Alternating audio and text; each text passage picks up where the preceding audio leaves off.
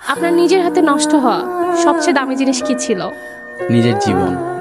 নিজের জীবন? কেন? কারণ নিজের জীবনটা নিজে হাতে নষ্ট করছি।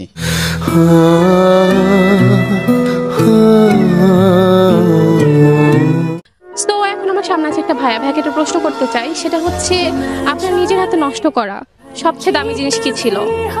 আমার ভালো সময়।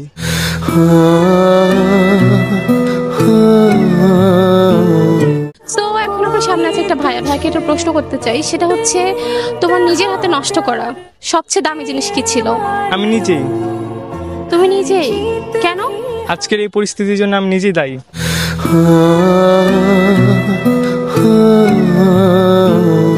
তো এখন আমার সামনে আছে একটা ভাইয়া, ভাইয়াকে একটা প্রশ্ন করতে চাই, সেটা হচ্ছে আপনার নিজের হাতে নষ্ট করা সবচেয়ে দামি জিনিস কি ছিল?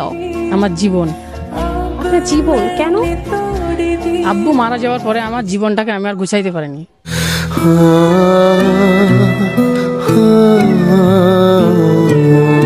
তো এখন আমার সামনে আছে একটা ভাইয়া, ভাইয়াকে একটা প্রশ্ন করতে চাই, সেটা হচ্ছে নিজের হাতে নষ্ট করা সবচেয়ে দামি জিনিস কি ছিল?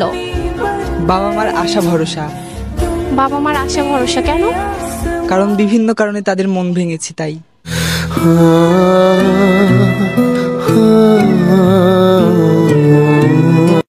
তো এখন আমার সামনে আছে একটা ভাইয়া, ভাইয়াকে একটা প্রশ্ন করতে চাই, সেটা হচ্ছে নিজের হাতে নষ্ট করা সবচেয়ে দামি জিনিস কি ছিল? সময়। সময়? কেন? কারণ সময়ের অভাবে আমি আমার জীবনের সবচেয়ে গুরুত্বপূর্ণ জিনিস হারিয়ে ফেলছি।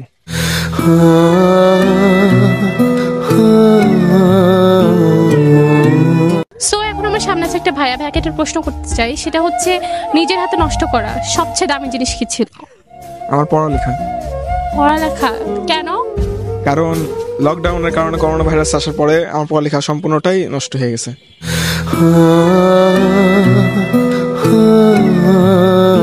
সো এখন আমার সামনে আছে একটা ভাইয়া, ভাইয়াকে একটা প্রশ্ন করতে চাই, সেটা হচ্ছে নিজের হাতে নষ্ট হওয়া সবচেয়ে দামি জিনিস কি ছিল? বন্ধুত্ব। বন্ধুত্ব? কেন? কারণ তারা সবাই স্বার্থপর ছিল।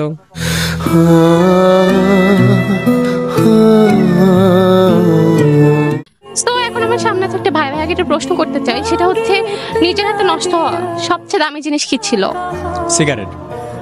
সিগারেট? কেন? কারণ অর্ধেক খেয়েছিলাম আর অর্ধেক আব্বুকে দেখে ফালাই দিছিলাম।